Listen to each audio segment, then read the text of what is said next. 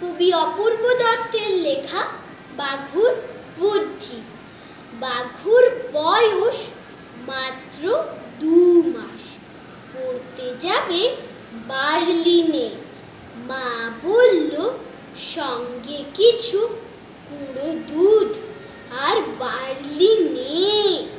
বিদেশ বিভুঁই রাস্তাঘাটে কে আর দেবে খাবার? শেষকালে কি খালি পেটে রোগ বাঁধাবি আবার? বাঘু বলল, একটুতে মা তোমার এত ভাবনা? কি যে বলো, প্লেনের ভিতর খাবার কি আর পাবো না?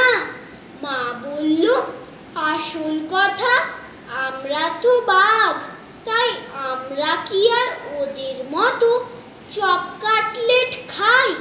হাসতে হাসতে বলল বাঘু, আমি কি আর পাগল?